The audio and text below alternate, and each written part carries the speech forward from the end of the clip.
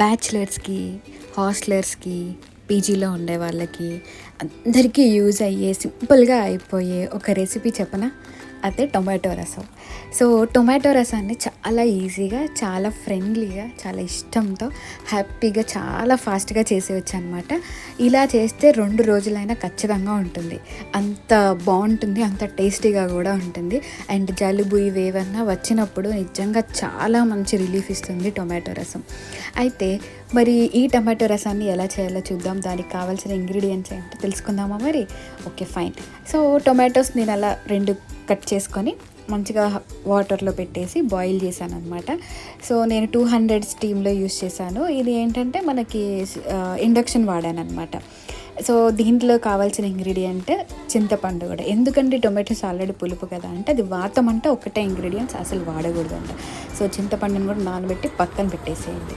తర్వాత మంచిగా మళ్ళీ ఫ్రెష్గా వాష్ చేసేసుకొని దాన్ని టొమాటోస్ని స్మాష్ చేసి పక్కన పెట్టేసుకోండి. సో చల్లారిన తర్వాత హాట్గా ముట్టుకోదండి. సో తర్వాత కొంచెం నేను ఆలివ్ ఆయిల్ యూస్ చేస్తున్నాను. అప్పుడప్పుడు అలా ఆయిల్స్ చేంజ్ చేస్తూ ఉంటాను అన్నమాట. సో దాంట్లోకి మేజర్గా కావాల్సినవి వెల్లిపాయలు, కరివేపాకు, ఎండుమిర్చి, ఇవి చాలా ముఖ్యమైన ఇంగ్రీడియంట్స్. జీలకర్ర, మెంతులు కూడా. సో ఎవరైనా యూజువల్గా మామూలుగా వేసేస్తారు, బట్ నేను కొంచెం అలా స్మాష్ చేసి వేసుకుంటే నాకు అదే సాటిస్ఫాక్షన్ అనమాట.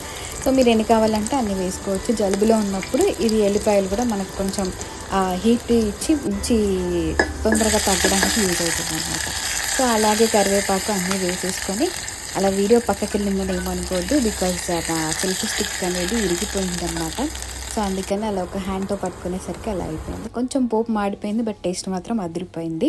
సో అల్లం వెల్లుల్లి పేస్టు, పసుపు, ఒక 2 ఎండుమిర్చి వేసేసుకొని అన్నీ మంచిగా అలా కలిపేసుకొని మనం ఇంతకుముందు మిక్స్ చేసుకున్నవన్నీ అందులో వేసేసి మంచిగా దగ్గరికి అయ్యే వరకు మరగబెట్టాలన్నమాట. ఆ మరుగుతుంటే వచ్చే వాసనకి మనకి నోట్లో వాటర్ వచ్చేస్తుంది. సో సీరియస్లీ మీరు ట్రై చేయండి, ఎలా ఉందో నాకు చెప్పండి. టేస్ట్ మాత్రం అదిరింది.